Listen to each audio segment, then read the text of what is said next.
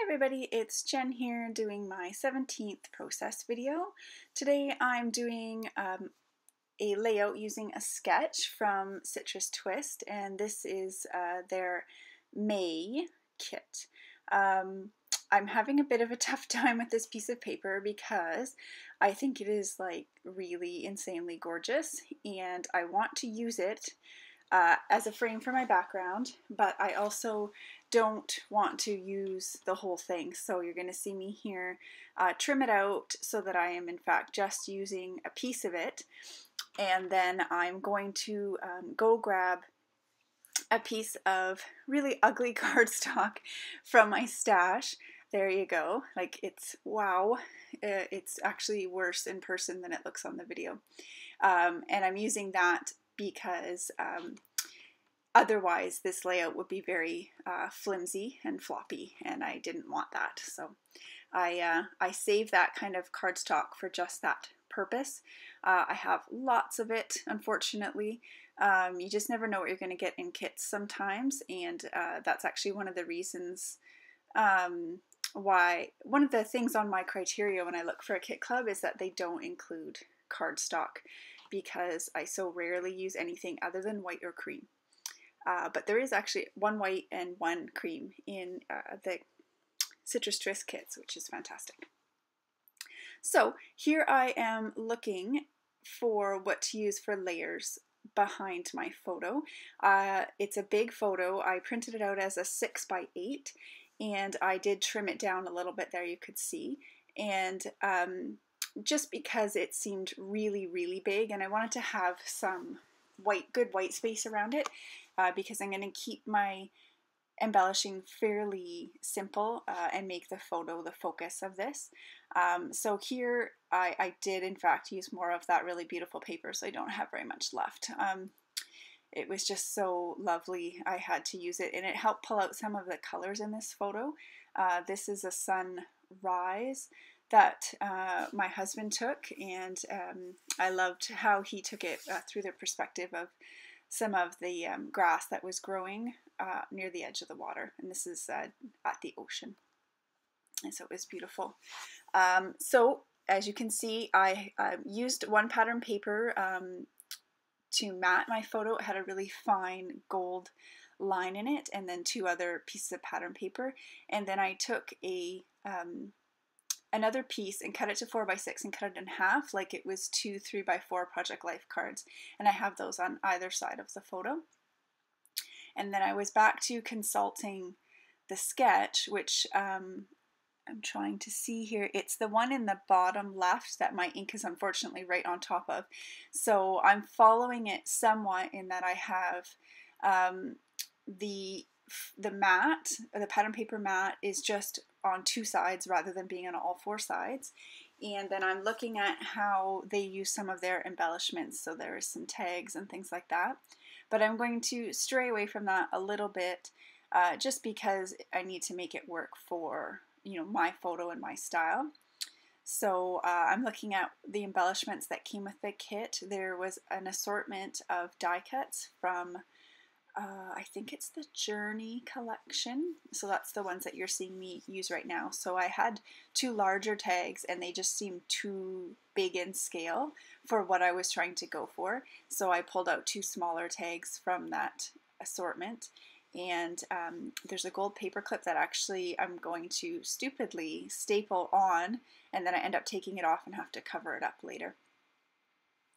Also, I'm not sure if you could tell because it's so small, we got a super skinny, like maybe 1/8 of an inch washi tape, and I've used that on here as well in 3 different places. So you'll I've put some just right underneath my photo, and it says XOXO in gold on white, and in the close-ups you'll be able to see that a little bit better. So I put those 2 tags in, and I cut off the bottoms of them because I was tucking it in anyways, and you never know, you might be able to use those later on. And then here's where, and before I am even close to being finished, I staple that on. Ugh, I really wish I hadn't done that.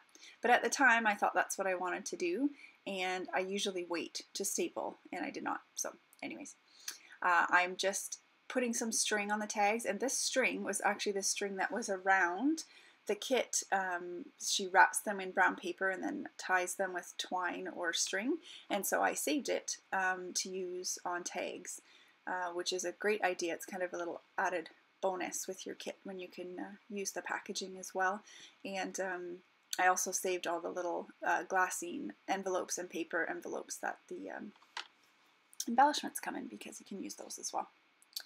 So we had some exclusive wood veneer, and I've used a little, it had a little heart on it, but I actually put a little heart enamel heart, sorry, on top of it as well in the top corner there. And then this gold border piece is actually, I think, from a Teresa Collins collection.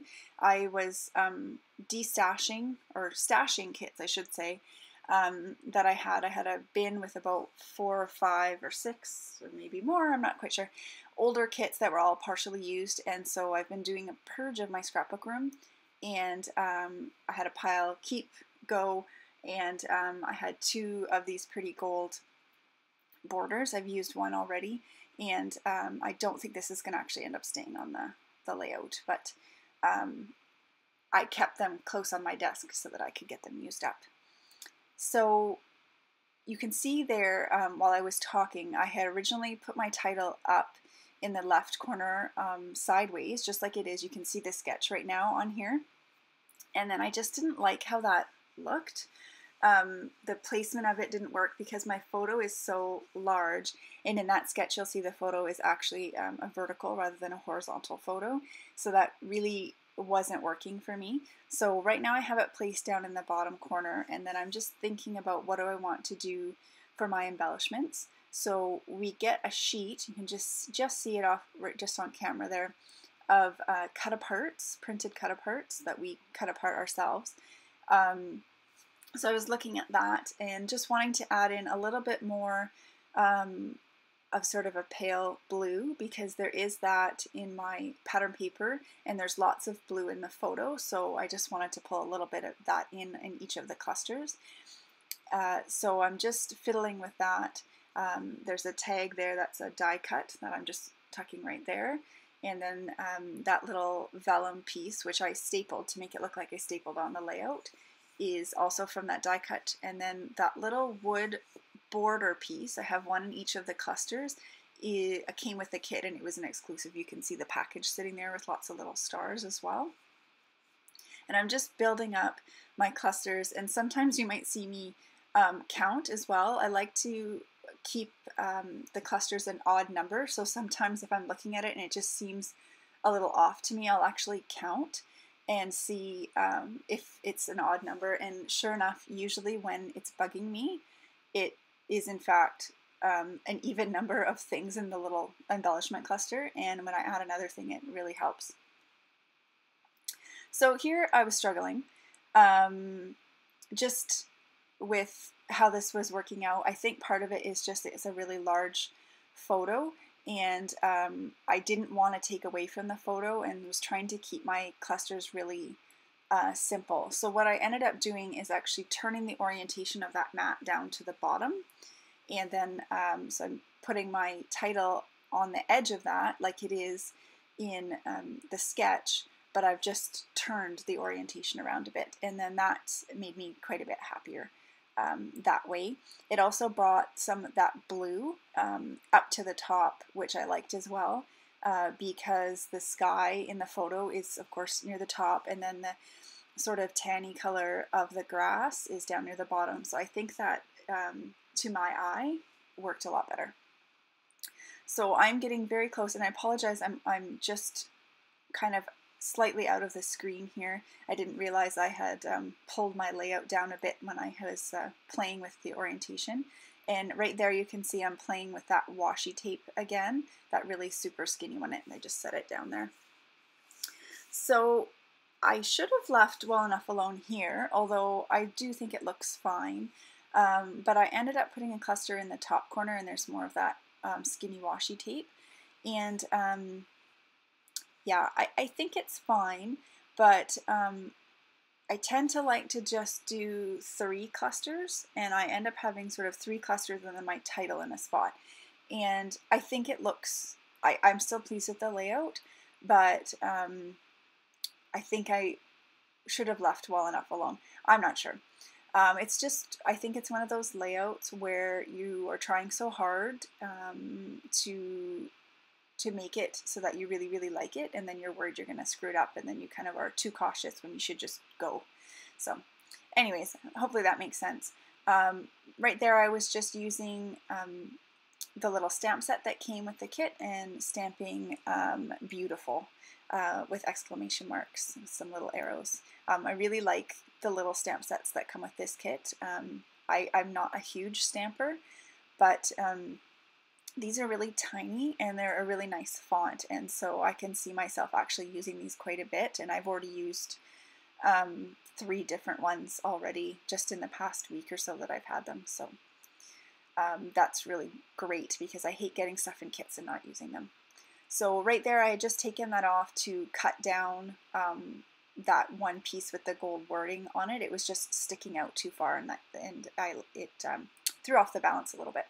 So here's my finished layout, which I am pleased with, but I think I just was having issues because I wanted to be pleased with it.